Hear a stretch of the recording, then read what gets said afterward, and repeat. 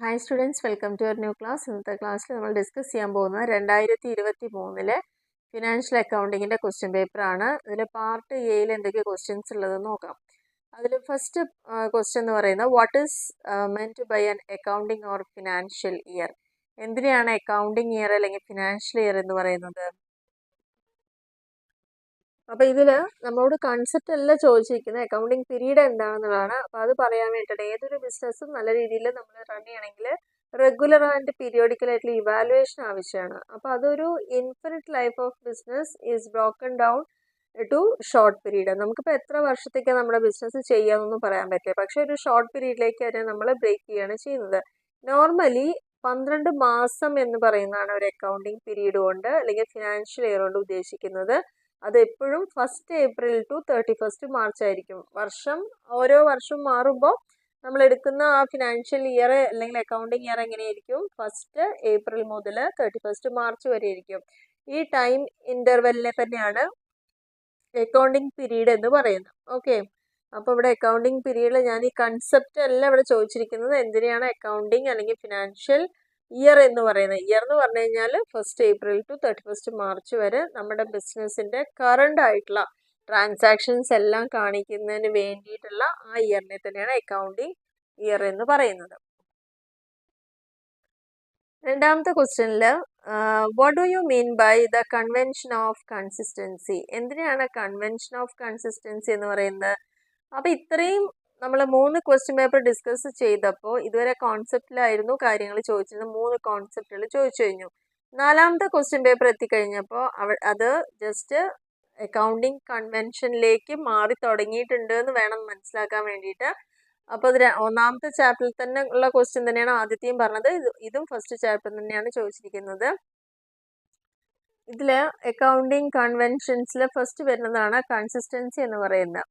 ഈ ഒരു പ്രത്യേകത അക്കൗണ്ടിങ് പ്രൊസീജിയറും പ്രാക്ടീസസും എപ്പോഴും ഒരേപോലെ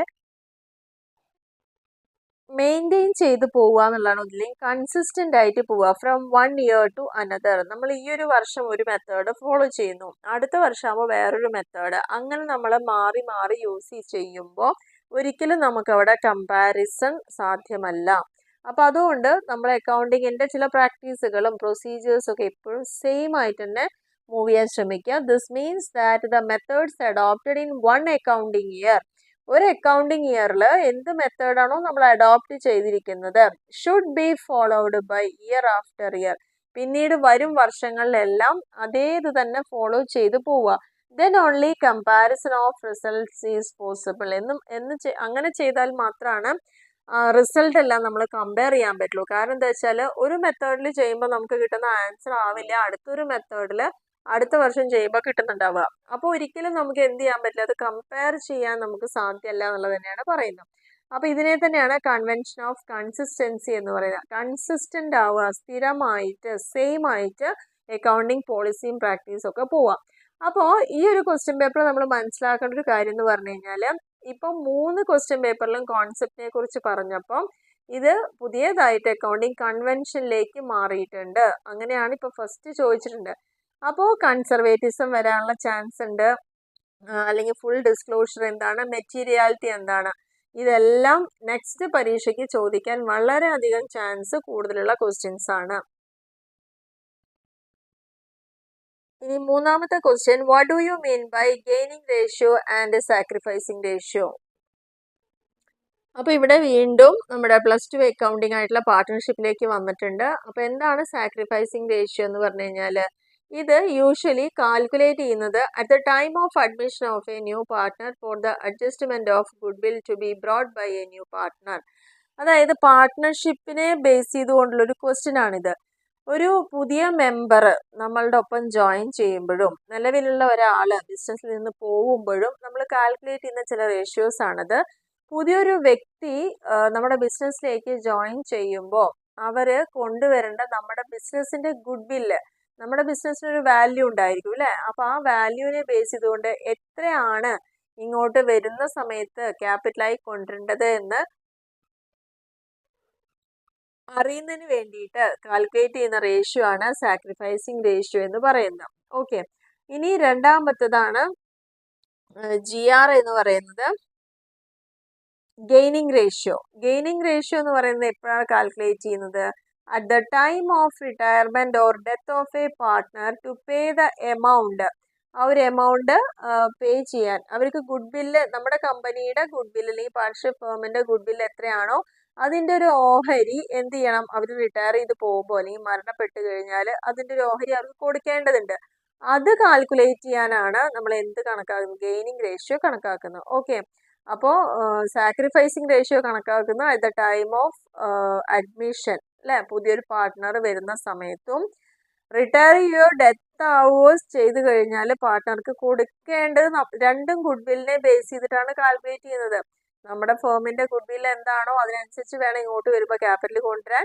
നമ്മുടെ ഫേമിന്റെ ഗുഡ് വില്ല് എന്താണോ അതിനനുസരിച്ച് വേണം നമ്മുടെ കമ്പനിയിൽ നിന്ന് ഒരാൾ പോകുമ്പോൾ അവർക്ക് ഗെയിനിങ് റേഷ്യോ കാൽക്കുലേറ്റ് ചെയ്യാൻ വേണ്ടിയിട്ട്. അപ്പോൾ ഇതാണ് sacrificing ratio, gaining ratio. 4 question പേപ്പറിലും വളരെ റിപ്പീറ്റഡ് ആയിട്ട് വന്നിരിക്കുന്ന ഒരു പോർഷൻ തന്നെയാണ് പാർട്ട്ണർഷിപ്പ്. അപ്പോൾ സാധ്യമാവുന്ന ആളുകൾ ഉണ്ടെങ്കിൽ പ്ലസ് ടുവിൻ്റെ കൊമേഴ്സിലത്തെ ടെക്സ്റ്റ് എടുത്തിട്ട് പ്രത്യേകിച്ച് പാർട്ട്ണർഷിപ്പ് അഡ്മിഷൻ ഇതൊക്കെ ഒന്ന് നോക്കി വെച്ചാൽ നന്നായിരിക്കും. നിങ്ങൾ തന്നെ ഇപ്പോൾ ഇത്രയും ക്വസ്റ്റ്യൻ പേപ്പർ ഡിസ്കസ് ചെയ്യുമ്പോൾ മനസ്സിലായിട്ടുണ്ടാവും ഏതൊക്കെ പാർട്ടെന്ന് വന്നിട്ടുണ്ടെന്നുള്ളത്. ഓക്കെ,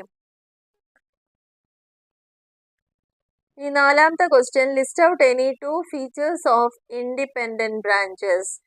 എന്തെങ്കിലും 2 ഫീച്ചേഴ്സ് ആണ് ഇൻഡിപെൻഡന്റ് ബ്രാഞ്ചസിന്റെ 2 ഫീച്ചേഴ്സ് ഏതാണ് ചോദിച്ചത്. അപ്പോൾ നമ്മൾ ഇന്നലെ ഡിസ്കസ് ചെയ്ത ക്വസ്റ്റ്യൻ പേപ്പർ നോക്കിക്കഴിഞ്ഞാൽ അവിടെ ചോദിച്ച ക്വസ്റ്റ്യൻ എന്ന് പറയുന്നത് ഡിപ്പെൻഡന്റ് ബ്രാഞ്ച് എന്തായിരുന്നു എന്നുള്ളതാണ്. അപ്പോൾ ഈ ഒരു ക്വസ്റ്റ്യൻ പേപ്പർ ശരിക്കും നമ്മൾ അനലൈസ് ചെയ്യുമ്പോൾ 3 വർഷത്തെ ക്വസ്റ്റ്യൻ പേപ്പറിന്റെ റിപ്പീറ്റഡ് പോർഷനും ഒപ്പം തന്നെ തൊട്ടടുത്ത് നിൽക്കുന്ന പോയിന്റുകളിലേക്കും മാറിയതായിട്ട് നമുക്ക് മനസ്സിലാക്കാൻ സാധിക്കുന്നുണ്ട്. അപ്പോൾ 4ാമത്തെ ക്വസ്റ്റ്യനിൽ ഇൻഡിപെൻഡന്റ് ബ്രാഞ്ച് എന്താണ് അല്ലെങ്കിൽ അതിന്റെ ഏതെങ്കിലും 2 ഫീച്ചർ എഴുതാനാണ് പറഞ്ഞിരിക്കുന്നത്. അപ്പോൾ നമ്മളുടെ ബ്രാഞ്ച് അക്കൗണ്ട്സ് ഉള്ള ചാപ്റ്ററിലാണ് ഇൻഡിപെൻഡന്റ് ബ്രാഞ്ച് വരുന്നത്. ഡിപെൻഡന്റ് ബ്രാഞ്ച് എപ്പോഴും ഹെഡ് ഓഫീസിനെ ഡിപ്പെൻഡ് ചെയ്തുകൊണ്ട് നിൽക്കുന്ന ബ്രാഞ്ചാണ്. അപ്പോൾ അതേപോലെ ഇൻഡിപെൻഡന്റ് ബ്രാഞ്ച് എന്ന് പറഞ്ഞു കഴിഞ്ഞാൽ എന്താണ്, ഗുഡ്സ് ഒക്കെ റിസീവ് ചെയ്യുന്നത് ഹെഡ് ഓഫീസിൽ നിന്നായിരിക്കും. അതേപോലെ തന്നെ അവർക്ക് ഓപ്പൺ ആയിട്ടും പർച്ചേസ് ചെയ്യാൻ പറ്റും. ഡിപെൻഡന്റ് ബ്രാഞ്ചിന് ഇങ്ങനെ ഒരു സംവിധാനം ഇല്ല. അവർക്ക് ഗുഡ്സ് റിസീവ് ചെയ്യുന്നതും റെമിറ്റ് ചെയ്യുന്നതെല്ലാം ഹെഡ് ഓഫീസിലാണ്. പുറത്തുനിന്നൊന്നും അവർക്ക് ഗുഡ്സ് വാങ്ങാനുള്ള അനുവാദം ഇല്ല. And it also it follows it's on sales policy. ഇത്തരത്തിൽ ഇൻഡിപെൻഡന്റ് ബ്രാഞ്ച് ആയിട്ടാണ് നിൽക്കുന്നതെങ്കിൽ നമുക്ക് നമ്മുടേതായ സെയിൽസ് പോളിസികൾ ഉണ്ടായിരിക്കും. എക്സ്പെൻസ് ഒക്കെ മീറ്റ് ചെയ്യുന്നത് അതിൻ്റെതായ ഓൺ ഫണ്ട് എന്നായിരിക്കും. അതൊരിക്കലും എന്ത് ചെയ്യേണ്ട, ഹെഡ് ഓഫീസിലേക്ക് റെമിറ്റ് ചെയ്യേണ്ട ആവശ്യം വരുന്നില്ല.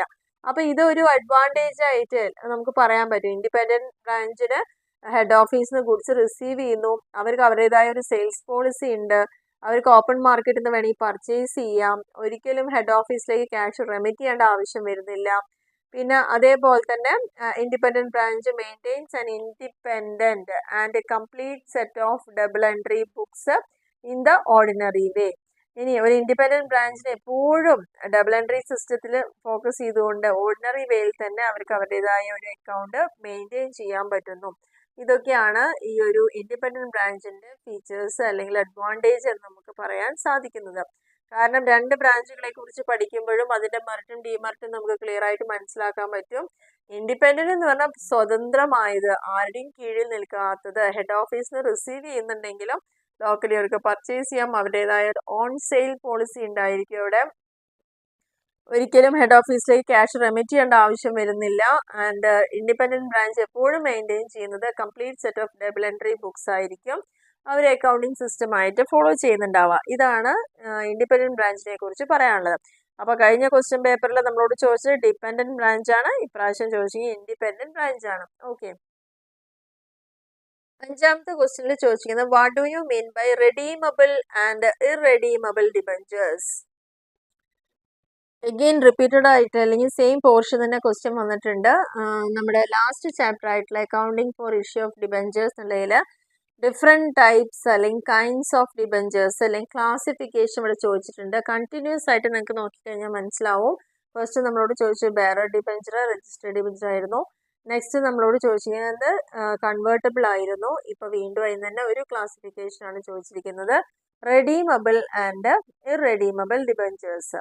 അപ്പോൾ റെഡീമബിൾ ഡിബഞ്ചർ എന്ന് പറഞ്ഞു കഴിഞ്ഞാൽ റിഡംഷൻ്റെ ബേസിസിൽ 2ആയിട്ട് ഡിവൈഡ് ചെയ്യുന്നുണ്ട്.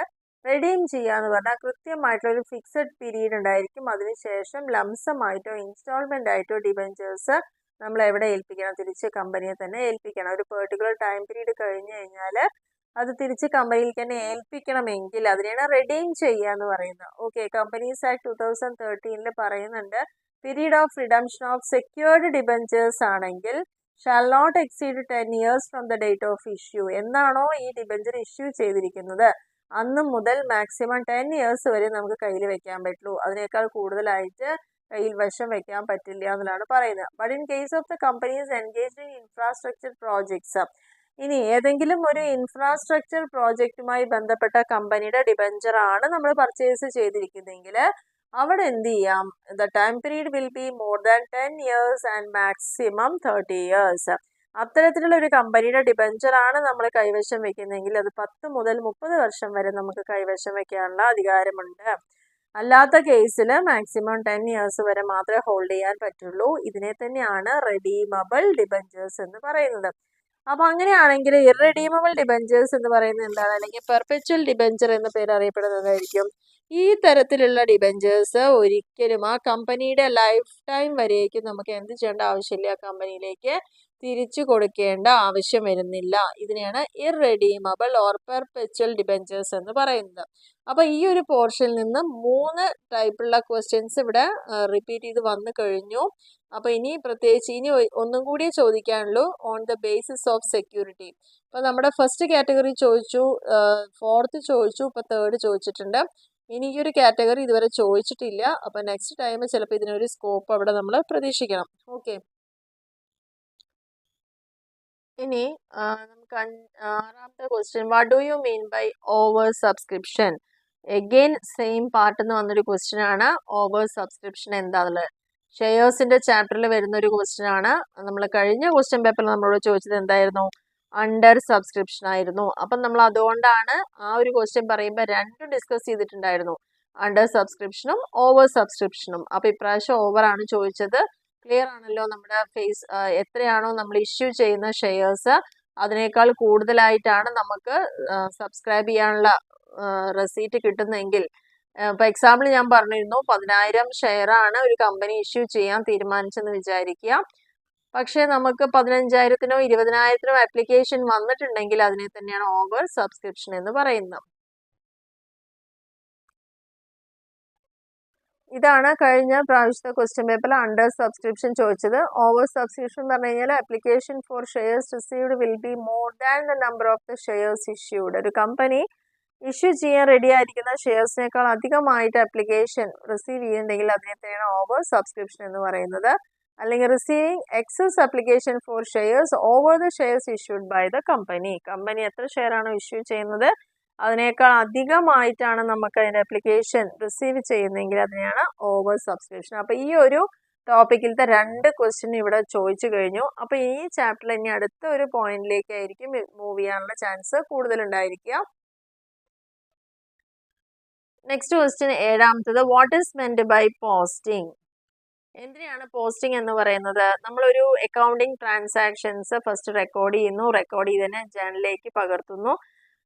ആ പ്രോസസ്സിനെ ജേണലൈസിങ് എന്നാണ് കഴിഞ്ഞ ക്വസ്റ്റ്യൻ പേപ്പറിൽ നമ്മളോട് ചോദിച്ചു. വാട്ട് ഈസ് ജേണലൈസിങ് ആയിരുന്നു അല്ലേ?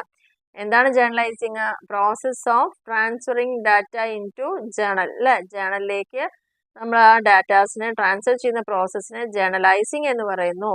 അതിനുശേഷം ഓരോ അക്കൗണ്ടിനെയും നമ്മൾ എന്ത് ചെയ്യുന്നുണ്ട്? ഓരോ ജേണൽ എൻട്രീസിലുള്ള ഡെബിറ്റും ക്രെഡിറ്റും ആസ്പെക്റ്റിനെ അതാത് പെർട്ടിക്കുലർ അക്കൗണ്ടിലേക്ക് മാറ്റുന്നതിനെയാണ് എന്ത് പറയുന്നത്? പോസ്റ്റിംഗ് എന്ന് പറയുന്നത്.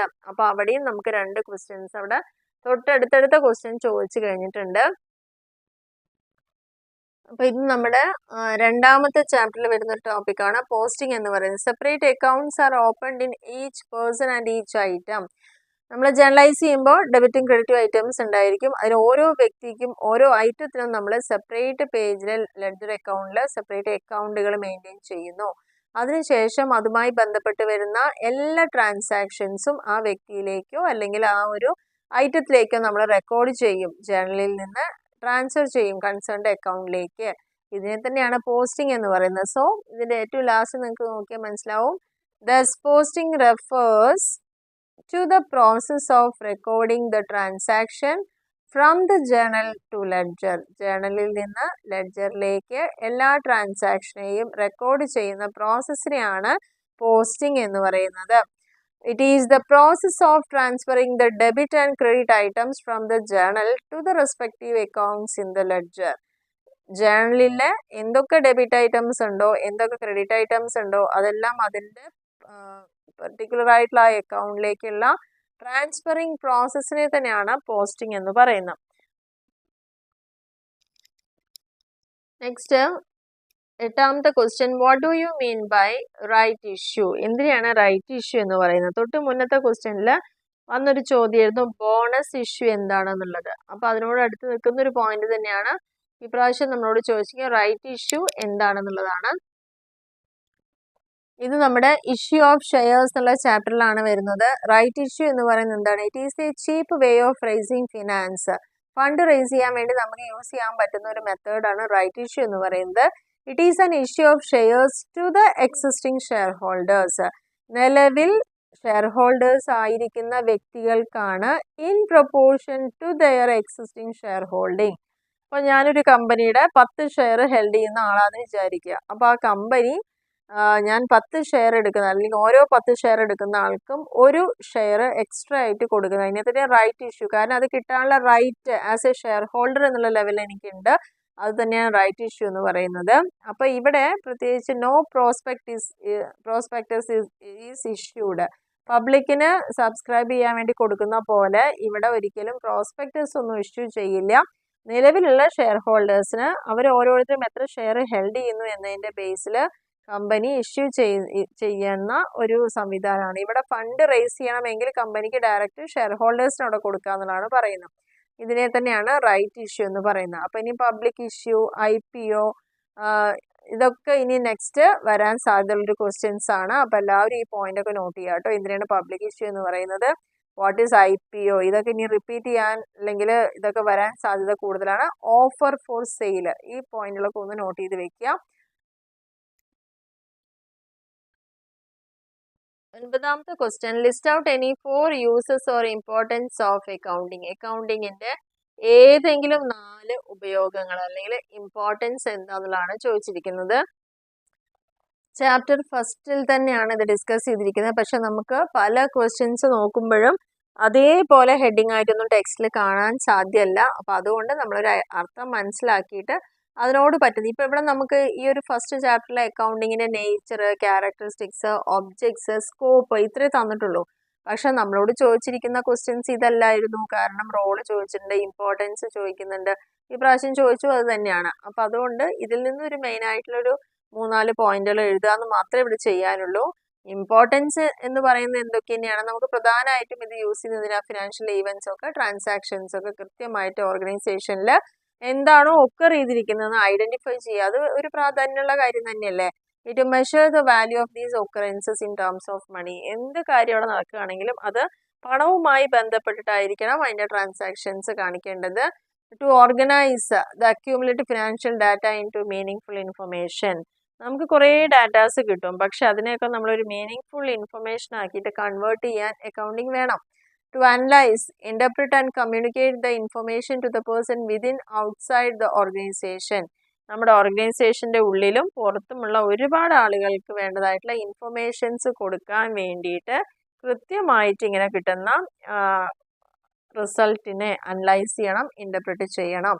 ഇൻഫർമേഷൻസ്, പെർഫോമൻസ്, നമ്മുടെ ഫേമിൻ്റെ ഫിനാൻഷ്യൽ പൊസിഷൻ്റെ പെർഫോമൻസ് എങ്ങനെയാണെന്നുള്ളതൊക്കെ അറിയാൻ നമുക്ക് സാധിക്കുക. എങ്ങനെ ഡയറക്റ്റ് ചെയ്യണം, കൺട്രോൾ ചെയ്യണം എഫക്റ്റീവായിട്ട് എന്നുള്ള കാര്യങ്ങളെക്കുറിച്ചൊക്കെ നമുക്ക് കൃത്യമായിട്ടൊരു ഐഡിയ കിട്ടുക. ഇതെല്ലാം ഇതിൻ്റെ ഇമ്പോർട്ടൻസ് തന്നെയാണ് കേട്ടോ. അപ്പോൾ ഈ രീതിയിൽ വേണം നിങ്ങളുടെ ഫസ്റ്റ് ചാപ്റ്ററിൽ നിന്ന് വരുന്ന ക്വസ്റ്റ്യൻസിനെ ഫേസ് ചെയ്യാൻ വേണ്ടിയിട്ട്. കാരണം ആ ചാപ്റ്ററിൽ ഡയറക്റ്റായിട്ട് അക്കൗണ്ടിങ്ങിൻ്റെ advantage, limitations, nature, objects, scope ഇത്ര മാത്രമേ തന്നിട്ടുള്ളൂ. പക്ഷെ ഇനി ഇതല്ലാത്തവരും ചോദിക്കുമ്പോൾ ഇത്തരത്തിലുള്ള പോയിന്റുകളൊന്ന് നന്നാക്കി എഴുതി കൊടുക്കുക. ഓക്കെ.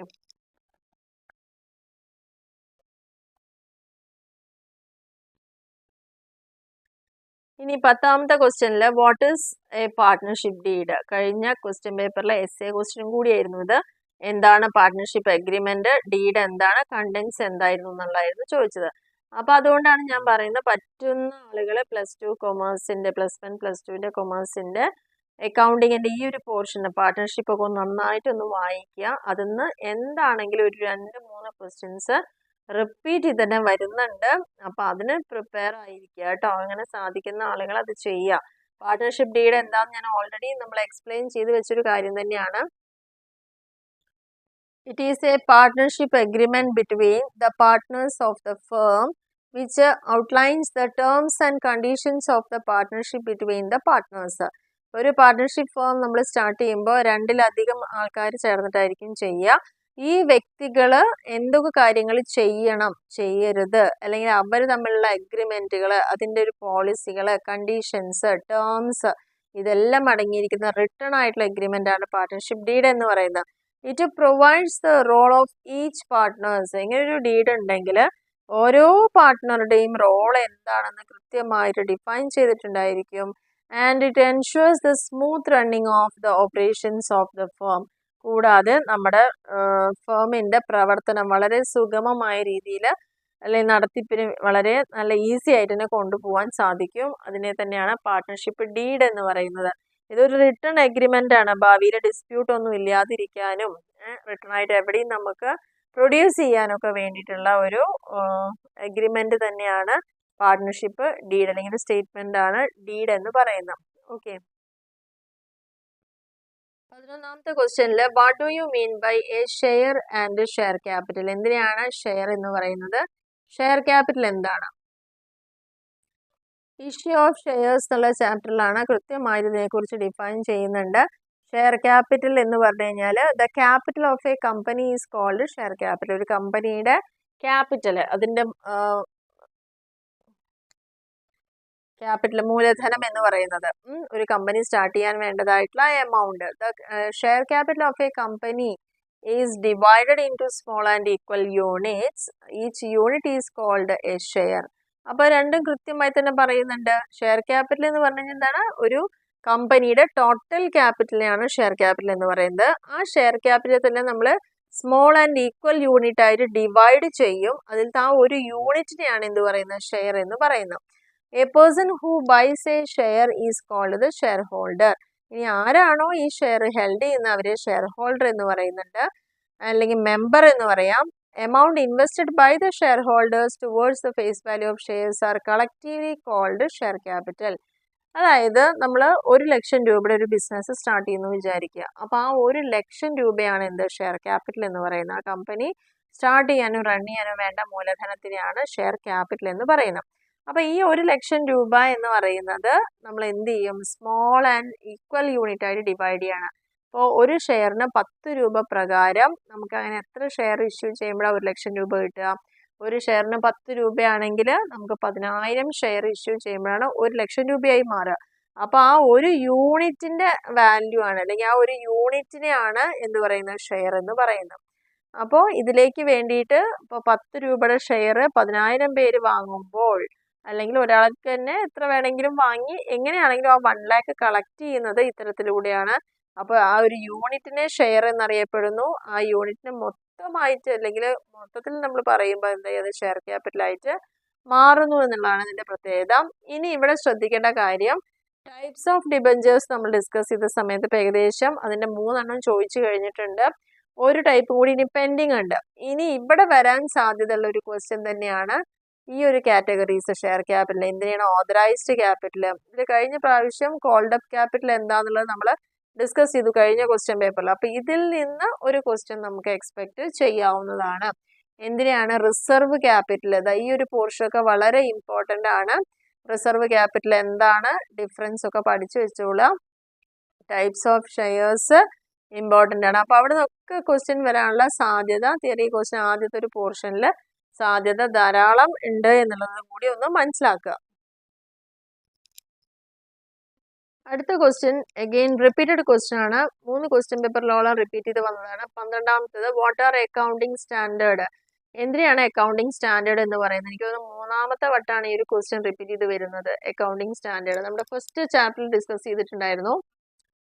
അക്കൗണ്ടിങ് സ്റ്റാൻഡേർഡ് എന്തിനാണ് അക്കൗണ്ടിങ് സ്റ്റാൻഡേർഡ് പറയുന്നത്? ഒരു പ്രിപ്പറേഷൻ ചെയ്യാൻ, പ്രസന്റേഷൻ, ഒരാളുടെ മുമ്പിൽ നമുക്ക് കാര്യങ്ങൾ അവതരിപ്പിക്കാൻ, റിപ്പോർട്ട് ചെയ്യുക, എന്തിനൊക്കെ ചെയ്യണം, financial accounts have to be done according to certain standard.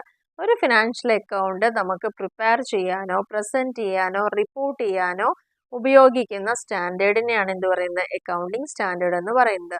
These standards are known as accounting standard. Main objective എന്താണ് അക്കൗണ്ടിങ് സ്റ്റാൻഡേർഡിന്റെ? To bring about uniformity and enhance reliability of accounting information and reporting. അക്കൗണ്ടിങ്ങിന്റെ information കൊടുക്കുന്നതിലും report ചെയ്യുന്നതിലൊക്കെ ഒരു uniformity keep ചെയ്യാൻ വേണ്ടിയിട്ടും ഒപ്പം തന്നെ അതിനോടുള്ള വിശ്വസ്തത, റിലയബിൾ ആയിട്ടുള്ള ഇൻഫർമേഷൻ ആണ് കിട്ടുന്നത് എന്നെല്ലാവർക്കും അത് തോന്നിക്കുന്നതിന് വേണ്ടിയിട്ടും ആണ് എന്ത് നമ്മൾ ഫോളോ ചെയ്യുന്ന ഒരു സ്റ്റാൻഡേർഡ് ഫോളോ ചെയ്യുന്നത്. ഇതിനെ തന്നെയാണ് അക്കൗണ്ടിങ് സ്റ്റാൻഡേർഡ് എന്ന് പറയുന്നത്. ഇനി 13ാമത്തെ question, why balance sheet is also called a position statement? എന്തുകൊണ്ടാണ് ബാലൻസ് പൊസിഷൻ സ്റ്റേറ്റ്മെന്റ് എന്നറിയപ്പെടുന്നത്? അപ്പോൾ അതിന് മുന്നേ നമ്മൾ ഡിസ്കസ് ചെയ്തപ്പോൾ ആ ഒരു ഭാഗത്ത് നിന്ന് ചോദിച്ച ക്വസ്റ്റ്യൻസ് ഏതൊക്കെയായിരുന്നു? What is profit and loss account, what is trial balance, ഇതൊക്കെ വന്ന ക്വസ്റ്റ്യൻ ആണ്. അപ്പോൾ അവിടെ തന്നെ അതിന്റെ തൊട്ടടുത്ത പോയിന്റ് ആയിട്ടുള്ള ബാലൻസ് ഷീറ്റിലേക്കാണ് ഇപ്രാവശ്യം ചോദിച്ചിരിക്കുന്നത്. എന്തുകൊണ്ട് ബാലൻസ് ഷീറ്റിനെ പൊസിഷൻ സ്റ്റേറ്റ്മെന്റ് എന്ന് പറയുന്നു? ഫൈനൽ അക്കൗണ്ട്സിൽ സെക്കൻഡ് ചാപ്റ്ററിൽ വന്നിരിക്കുന്ന ക്വസ്റ്റ്യൻ ആണിത്, ബാലൻസ് ഷീറ്റ് എന്താണെന്നുള്ളത്.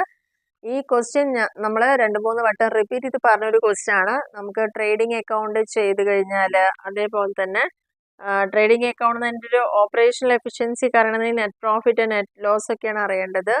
ഇനി അതെല്ലാം അറിഞ്ഞതിന് ശേഷം നമ്മുടെ കമ്പനിയുടെ ഫിനാൻഷ്യൽ പൊസിഷൻ ആണ് അറിയേണ്ടതെങ്കിൽ അതിനുവേണ്ടി പ്രിപ്പയർ ചെയ്യുന്ന ഒരു സ്റ്റേറ്റ്മെന്റ് ആണ് ബാലൻസ് ഷീറ്റ് എന്ന് പറയുന്നത്. അപ്പോൾ balance sheet is A statement showing asset, liability and capital of A business on a particular date. എന്താ ബാലൻസ് ഷീറ്റ് പ്രത്യേകത? ഒരു പെർട്ടിക്കുലർ ഡേറ്റിൽ നമുക്കറിയാം ബാലൻസ് ഷീറ്റ് പ്രിപ്പയർ ചെയ്യുമ്പോൾ നിങ്ങൾ എന്താ എഴുതാറുള്ളത്? Balance sheet as on 31st March എന്ന് പറഞ്ഞിട്ടാണ് എഴുതാറുള്ളത്. അപ്പോൾ ആ എൻഡിങ് ടൈമിൽ നമ്മുടെ അക്കൗണ്ടിങ് പീരീഡ് അല്ലെങ്കിൽ ഫിനാൻഷ്യൽ ഇയർ എൻഡ് ചെയ്തത് എന്നാണ് പറഞ്ഞത്? 31st March starting 1st April നമ്മൾ ഫസ്റ്റ് ക്വസ്റ്റ്യനിൽ പറഞ്ഞിരുന്നു. അത് പ്രകാരമാണ് നമ്മൾ എന്ത് ചെയ്യുന്നത്, ഇവിടെ ബാലൻസ് ഷീറ്റ് പ്രിപ്പയർ ചെയ്യുന്നത്. അപ്പൊ അതാണ് അതിന്റെ സ്പെസിഫിക് ടൈം പീരീഡ് അല്ലെങ്കിൽ എന്ന് പറയുന്നത്. അപ്പൊ ആ ഒരു time as on 31st March നമ്മൾ എഴുതുന്നത് എന്തുകൊണ്ടാണ്? 31-ാം തീയതി മാർച്ച് 31 അവസാനിക്കുന്ന സമയത്ത് നമ്മുടെ കമ്പനിയുടെ കയ്യിലുള്ള അസറ്റുകൾ എത്ര, ലയബിലിറ്റി ഉണ്ട്, അതിന്റെ ക്യാപിറ്റൽ എത്ര ഉണ്ട്, ഈ 3 കാര്യങ്ങളെയും കുറിച്ചാണ് അതിൽ കാണിക്കുന്നത്. It is prepare to know the financial position. എന്തിനു വേണ്ട? ഒരു വർഷം കഴിയുമ്പോൾ നമ്മുടെ ബിസിനസിന്റെ സാമ്പത്തിക സ്ഥിതി അറിയുന്നതിന് വേണ്ടിയിട്ട്. അപ്പൊ ആ ഒരു ഫിനാൻഷ്യൽ പൊസിഷൻ അറിയാൻ വേണ്ടിയിട്ടാണ് നമ്മൾ ബാലൻസ് ഷീറ്റ് യൂസ് ചെയ്യുന്നത്. അതുകൊണ്ട് തന്നെ അതിനെ അറിയപ്പെടുന്നത് it is also known as position statement. ഇതാണ് നമ്മുടെ ക്വസ്റ്റ്യൻ ഉണ്ടായിരുന്നത്, എന്തുകൊണ്ടാണ് ബാലൻസ് ഷീറ്റിന് പൊസിഷൻ സ്റ്റേറ്റ്മെന്റ് എന്ന് പറയാനുള്ള കാരണം. അപ്പൊ ഈ ഒരു സ്റ്റേറ്റ്മെന്റ് കാണിക്കുന്ന ബാലൻസ് ഷീറ്റ് ബാലൻസ് ചെയ്യണം. It contains the balances remaining after preparing. അതായത് ട്രേഡിംഗ് അക്കൗണ്ട് നമ്മൾ ചെയ്തു, പ്രോഫിറ്റ് ആൻഡ് ലോസ് അക്കൗണ്ട് ചെയ്തു, അതിനൊക്കെ ശേഷം വരുന്ന എല്ലാ അഡ്ജസ്റ്റ്മെന്റിലൊക്കെ ചെയ്തതിന് ശേഷം എന്ത് ബാലൻസ് നമ്മുടെ കയ്യിലുണ്ട് എന്നുള്ളതാണ്. All ledger accounts which are not closed. Close ചെയ്യാത്ത, നമ്മൾ സാധാരണ അക്കൗണ്ട്സ് ക്ലോസ് ചെയ്യുമല്ലോ, ബാലൻസ് ഡൗൺ എന്നൊക്കെ പറഞ്ഞിട്ട്, ക്യാരി ഡൗൺ എന്നൊക്കെ പറഞ്ഞിട്ട്. അപ്പൊ അങ്ങനെ പല അക്കൗണ്ടും ക്ലോസ് ചെയ്യപ്പെടും. ക്ലോസ് ചെയ്യാതെ ബാക്കിയുള്ളതെല്ലാം എവിടേക്ക് പോവുക? ഈ ബാലൻസ് ഷീറ്റിലേക്ക് തന്നെയാണ് പോകുന്നത്. അപ്പൊ ഇതൊരു മൂവിങ് ട്രെയിൻ പോലെ തന്നെയാണ്. It is prepared on a particular date and not for a particular period. ഇവിടെ ശ്രദ്ധിക്കേണ്ട ഒരു കാര്യം, ബാലൻസ് ഷീറ്റ് ഒരിക്കലും ഒരു പീരീഡിലേക്കല്ല, ഇത്ര മുതൽ ഇത്ര വരെ എന്നുള്ളതല്ല പറയുന്നത്, പകരം ഒരു ഡേറ്റ് തന്നെ സ്പെസിഫൈ ചെയ്ത് അവിടെ പറയുന്നു. ആ ഡേറ്റിന് ഇതൊരു സ്റ്റാറ്റിക് സ്റ്റേറ്റ്മെന്റ് ആണ്. ആ പെർട്ടിക്കുലർ ഡേറ്റിൽ നമ്മുടെ അവസ്ഥ എന്താണ് എന്ന് കാണിക്കുന്നതുകൊണ്ട് തന്നെയാണ് ഇതിനെ പൊസിഷൻ സ്റ്റേറ്റ്മെന്റ് എന്ന് പറയാനുള്ള റീസൺ. 14ാമത്തെ question, list out any 2 differences between hire purchase and sale. ഇതുവരേക്കും നമ്മുടെ 3 ക്വസ്റ്റ്യൻ പേപ്പർ നോക്കിയപ്പോൾ വന്ന ക്വസ്റ്റ്യൻസ് എന്തൊക്കെയായിരുന്നു? What is instalment, what is hire purchase, what are the difference between hire purchase and installment, any 2 advantages of installment. ഇതൊക്കെയായിരുന്നു ഇവിടുന്ന് വന്ന question ആയിരുന്നു. ഇപ്രാവശ്യം ആ ക്വസ്റ്റ്യനിൽ ഒരു സ്ലൈഡ് ചേഞ്ച് വന്നിട്ടുണ്ട്. ഇവിടെ ഡിഫറൻസ് ചോദിച്ചിരിക്കുന്നത് ഹയർ പർച്ചേസും സെയിലും തമ്മിലുള്ള ഡിഫറൻസ് എന്താണ് എന്നുള്ളതാണ് ചോദിച്ചിരിക്കുന്നത്. അപ്പോൾ ഹയർ പർച്ചേസിന്റെ ആ ഒരു പോയിന്റ് വെച്ചിട്ട് തന്നെ സെയിൽ എന്താണെന്ന് നമുക്ക് എക്സ്പ്ലെയിൻ ചെയ്യാൻ പറ്റണം.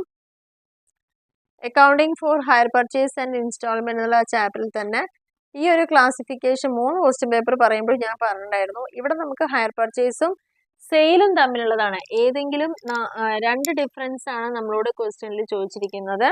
അപ്പൊ നമുക്ക് എളുപ്പത്തിൽ ഫസ്റ്റ് ഹയർ പർച്ചേസ് എന്താന്ന് പറയാം. ഇതൊരു അഗ്രിമെന്റ് ഓഫ് ഹയറിംഗ് ആണ്. ഇവിടെ ഒരു അഗ്രിമെന്റ് ഉണ്ട്. പക്ഷെ സെയിൽസിൽ അങ്ങനെ ഒരു അഗ്രിമെന്റ് ഇല്ലല്ലോ. അതായത് നമ്മൾ പോണു, ഇഷ്ടപ്പെടുന്നു, അത് കണ്ടു കഴിഞ്ഞാൽ നമുക്ക് വില ഒത്തിട്ടുണ്ടെങ്കിൽ വാങ്ങുന്നു. അതിന് അഗ്രിമെന്റ് ആയി വെക്കുകയാണെങ്കിലും അവിടെ ഒരു അഗ്രിമെന്റ് ഓഫ് ഹയറിംഗ് ആണെങ്കിൽ മറ്റേത് അഗ്രിമെന്റ് ഓഫ് സെയിൽ ആണ്. Buyer gets only position. ഈ ഹയർ പർച്ചേസ് അഗ്രിമെന്റ് പ്രകാരം ബയർക്ക് എന്തേ കിട്ടുന്നുള്ളൂ? ഗുഡ്സ് ഇമ്മീഡിയറ്റ് ആയിട്ട് കൈവശം വെക്കാനുള്ള അധികാരം മാത്രമാണ് കിട്ടുന്നത്. അതേസമയം സെയിൽ ആണെങ്കിൽ അവിടെ എന്താണ്? ഇതേപോലെ ബയർക്ക് പൊസിഷനും കിട്ടുന്നുണ്ട്, ഓണർഷിപ്പും അപ്പൊ തന്നെ നമുക്ക് കിട്ടുന്നു. ഇതാണ് 2 ഡിഫറൻസ് ആണ് നമ്മളോട് ചോദിച്ചിരിക്കുന്നത്. ആ 2 ഡിഫറൻസ് കൊടുക്കാം. ഇനി ബയർ ഫെയിൽ ആയി കഴിഞ്ഞാൽ, ഇൻസ്റ്റാൾമെന്റ് അടയ്ക്കാൻ ഫെയിൽ ആയാൽ റീപ്രോസസ് ചെയ്യാം. ഇവിടെ എന്തെങ്കിലും ഒരു ഡിഫോൾട്ട് വന്നു കഴിഞ്ഞാൽ ഗുഡ്സ് റീപ്രോസസ് ചെയ്യാം. പക്ഷെ സെയിലിൽ അങ്ങനെ ഒരു പ്രശ്നമേ വരുന്നില്ലല്ലോ. കാരണം അവിടെ നമ്മൾ ഫുൾ പൈസ കൊടുത്തിട്ടാണ് ഗുഡ്സ് വാങ്ങുന്നത്. അപ്പൊ അങ്ങനത്തെ ഒരു പ്രോബ്ലം അവിടെ വരുന്നില്ല. ഇതൊക്കെ തന്നെയാണ് ഇതിന്റെ ഡിഫറൻസ് എന്ന് പറയുന്നത്. ഇനി 15ാമത്തെ ക്വസ്റ്റ്യനിലേക്ക് പോവുകയാണെങ്കിൽ what do you mean bye good will? എന്തിനാണ് ഗുഡ് വിൽ എന്ന് പറയുന്നത്? ഇത് +2 കൊമേഴ്സിന്റെ ബുക്കിൽ വരുന്ന കാര്യങ്ങളാണ്. ഞാൻ നേരത്തെ പറഞ്ഞ പോലെ പാർട്ട്ണർഷിപ്പുമായിട്ട് ബന്ധപ്പെട്ട് വരുന്ന ക്വസ്റ്റ്യൻസ് ആണ്.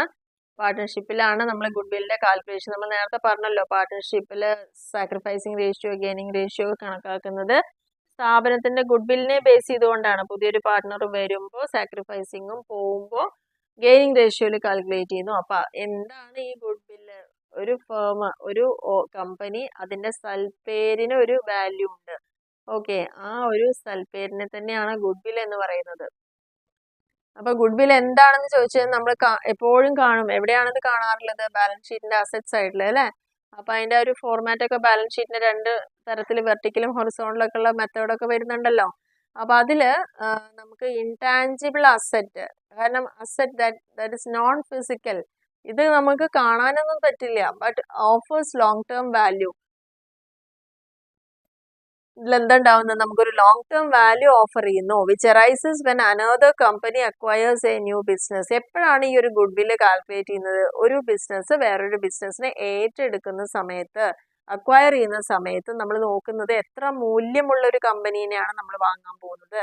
ആ ഒരു മൂല്യം കണക്കാക്കുന്നതിൽ ഒരു പങ്ക് ആർക്കുള്ളതാണ്? ഗുഡ് വില്ലിനുള്ളതാണ്. It refers to the purchase cost. നമ്മൾ എത്ര രൂപ കൊടുത്താണോ ഒരു കമ്പനീനെ സ്വന്തമാക്കുന്നത്, ആ പർച്ചേസ് കോസ്റ്റ് എന്ന് പറയുന്നത് എന്തുതന്നെയാണ്?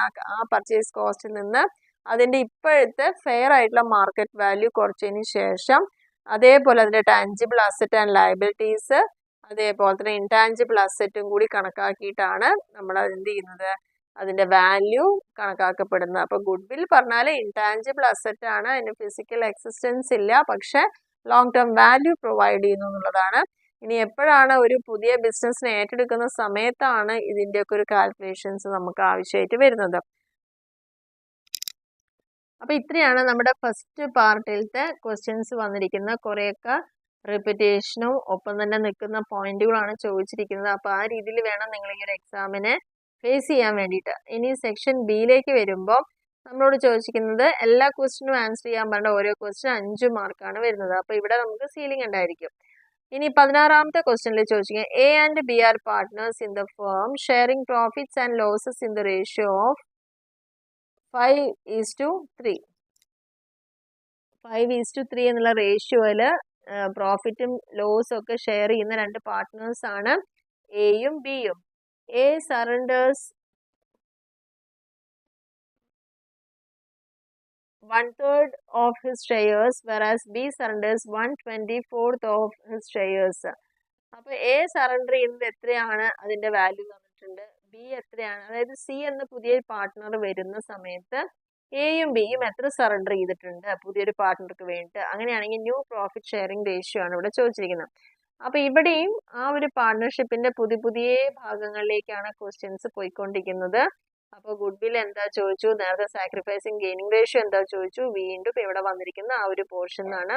അതായത് പുതിയൊരു പാർട്ട്ണറെ അഡ്മിറ്റ് ചെയ്യുന്ന സമയത്ത് അവരുടെ ന്യൂ പ്രോഫിറ്റ് ഷെയറിംഗ് റേഷ്യോ എങ്ങനെയായിരിക്കണം, അതാണ് ഇതിലൊരു ക്വസ്റ്റ്യൻ വന്നിരിക്കുന്നത്. ഇനി 17ാമത്തെ ക്വസ്റ്റ്യൻ ചോദിച്ചിരിക്കുന്നത് distinguish between hire purchase and instalment system. ഞാനിപ്പോൾ നിങ്ങൾക്ക് ഹയർ പർച്ചേസും സെയിലും തമ്മിലുള്ള ഡിഫറൻസ് പറഞ്ഞു തന്നേ ഉള്ളൂ. അതേ പേജിൽ തന്നെയാണ്, സെയിം റിപ്പീറ്റ് ചെയ്ത് വന്നിരിക്കുന്ന ഒരു ക്വസ്റ്റ്യൻ തന്നെയാണ്. 8 പോയിന്റോളം ഡിഫറൻസ് വന്നിട്ടുണ്ട്. എല്ലാ ക്വസ്റ്റ്യൻ പേപ്പറിലും ചോദിച്ചൊരു ക്വസ്റ്റ്യൻ കൂടിയാണ്.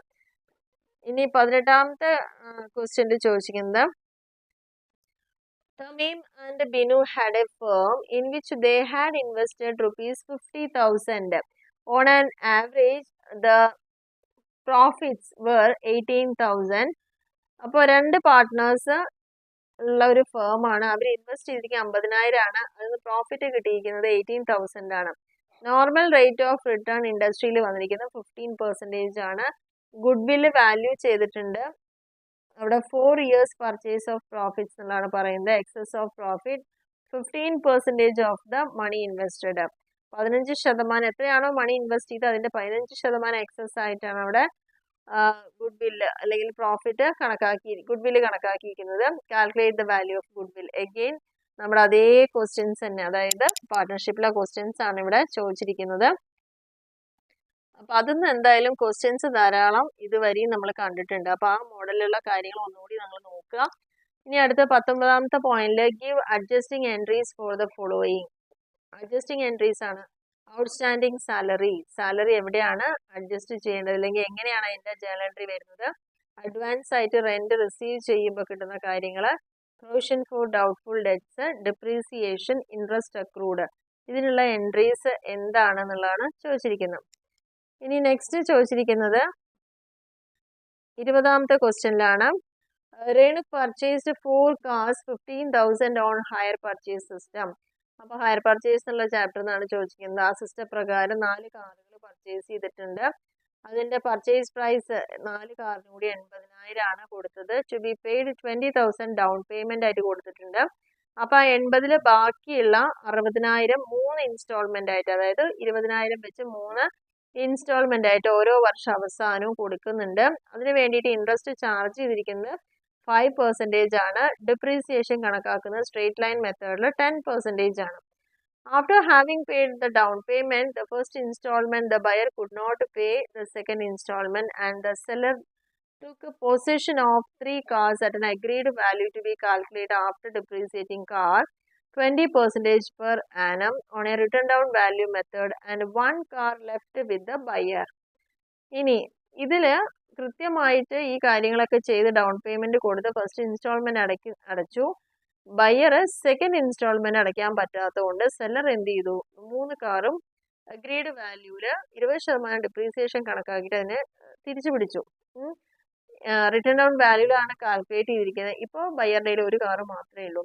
അങ്ങനെയാണെങ്കിൽ സെല്ലർ എടുത്ത ആ 3 കാറിന്റെ value as well as the value of the asset left with the buyer, ബയറുടെ കയ്യിലിരിക്കുന്ന ആ 1 കാറിന്റെ വാല്യൂ സെല്ലർ എടുത്തുകൊണ്ട് പോയിരിക്കുന്ന ആ 3 കാറിന്റെ വാല്യൂ കാൽക്കുലേറ്റ് ചെയ്യാനാണ് ഇവിടെ പറഞ്ഞിരിക്കുന്നത്.